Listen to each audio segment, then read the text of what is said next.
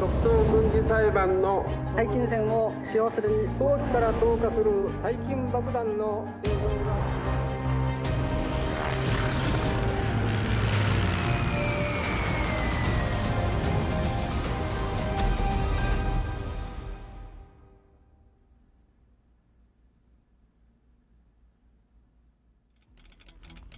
1941年7月6日凌晨，因为发报忙了一夜之后，共产国际情报人员张惠忠藏好发报机，准备休息。突然，有5、6个日本宪兵闯进了他家的院子里。张惠忠发觉后准备逃走，但是日本宪兵队包围了整个院子和街区。就这样，以铁路工人为身份掩护的张惠忠被日本宪兵队逮捕了。我那时候才2岁多，我弟弟张凯达才4个多月。从那以后，我就和父亲，我全家和父亲永别了。同样是抗日地下情报组织成员，李鹏阁于1941年在牡丹江被牡丹江日本宪兵队抓捕。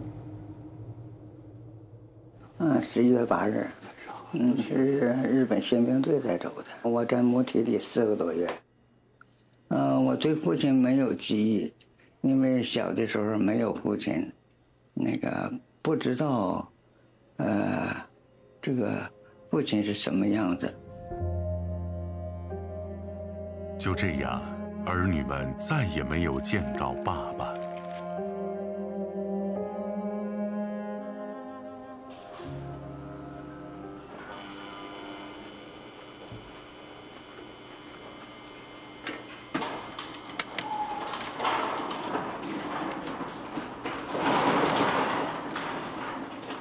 在1945年战败投降的时候呢，日本他就实施了大规模的这个档案销毁行动。有一些未来得及销毁的档案呢，他们就埋在了地下。在整理挖掘的过程中呢，我们就发现了特别移送档案。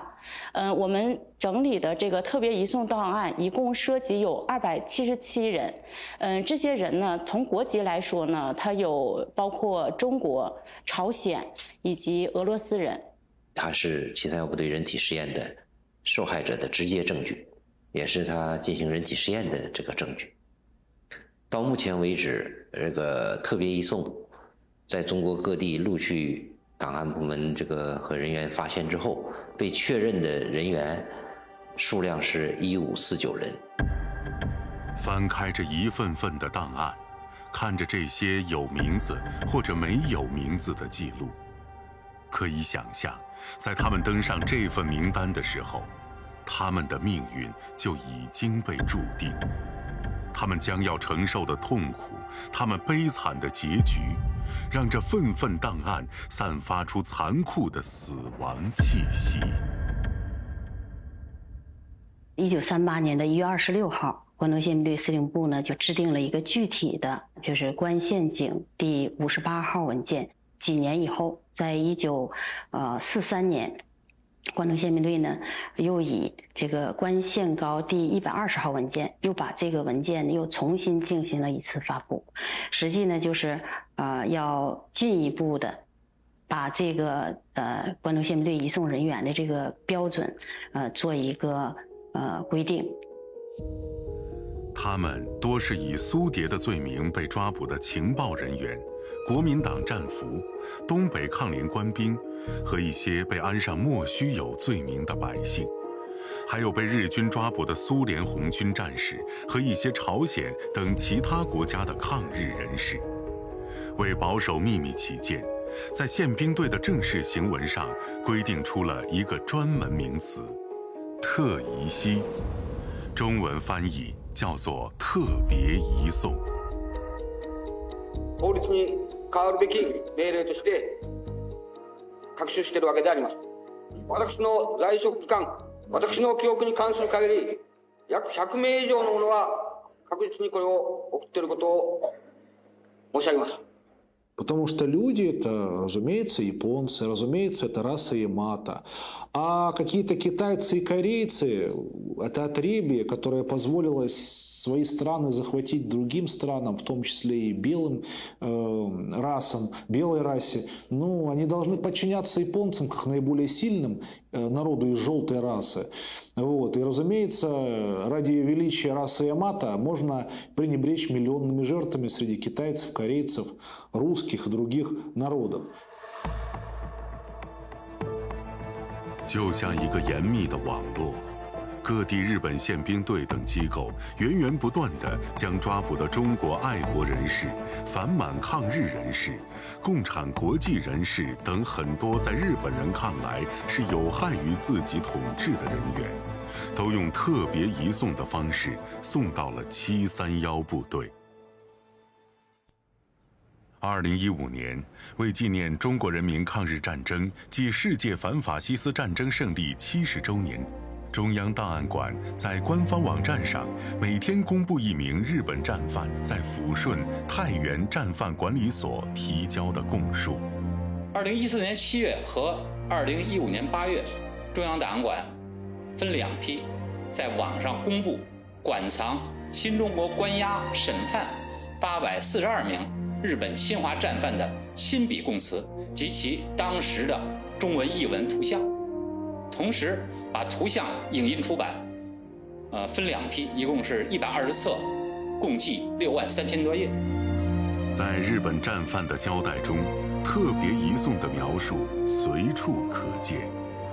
战犯结果证询供述：1938年末到1939年8月，他们把逮捕的爱国者8名进行拷问审讯后，其中的3名以特别移送方式送给了哈尔滨731部队，宇京木梦雄、让平铁一、志村行雄、小林喜一等，他们都供述到日军多次把大量的中国人，包括爱国者、抗日地下工作者等等，作为特别移送交给实警部队，供他们呢做细菌研究实验之用。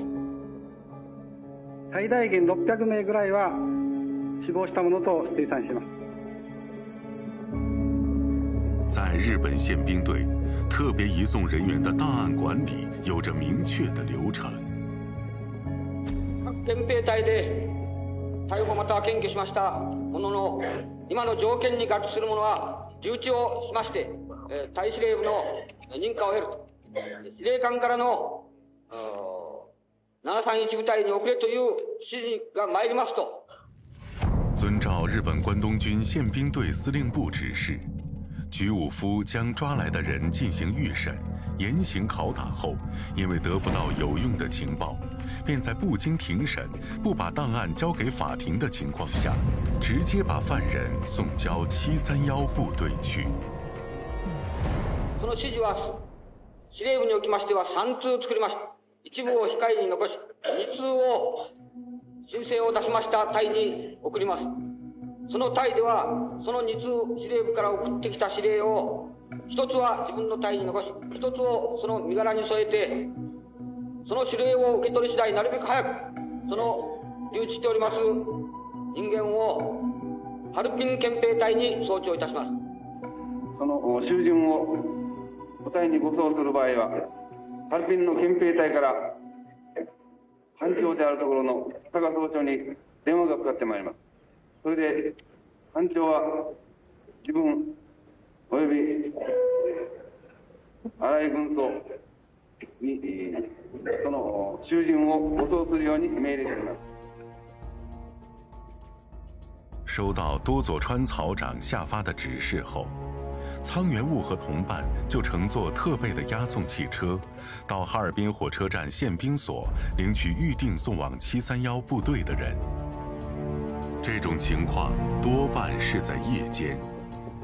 他们把这种被捕者领到后，就把他们装到押送汽车上，运到731部队本部大楼前。到达后，他们停留在大门外面，派一个人到守卫所去通知港兵，再由港兵用电话通知内部监狱值日官，然后值日官就派人来把这些被捕者押到监狱里去。至此，一个个鲜活的背影就消失在黑暗的尽头。在经过本部大楼地下走廊后，他们将被押进被四方楼严密包围在中间的7号和8号楼。在这里，他们将承受无尽的苦难，直到死亡。相当長き期間を置きました後に、また他の実験に供されるのが常であります。Обычно его используют для других экспериментов. そういうことになります。И каждый, попавший в тюрьму отряда номер 731, должен был умереть. その通りであります。多年后，苏联解密的共产国际档案中记载，代号为阿列克谢47号的情报人员被送往日本关东军第731部队进行了人体实验，而这个代号的真实名字就是张惠忠。一个完整的家庭顿时变得支离破碎。日本军国主义能干出这样惨无人寰的事情来，这不被历史所原谅。上世纪90年代，侵华日军第731部队罪证陈列馆的工作人员发现了特别移送档案中关于李鹏阁的档案。档案表明，早在1941年，李鹏阁就被特别移送到731部队。工作人员几经周折，终于找到了李鹏阁的家人。因为我父亲没有了以后，活不见人，死不见尸。得到这个消息以后，也对我们全家也是一件最大的事情。我跟哥哥俩拉着手跪到731院子里，喊爸爸，我们来接你回家。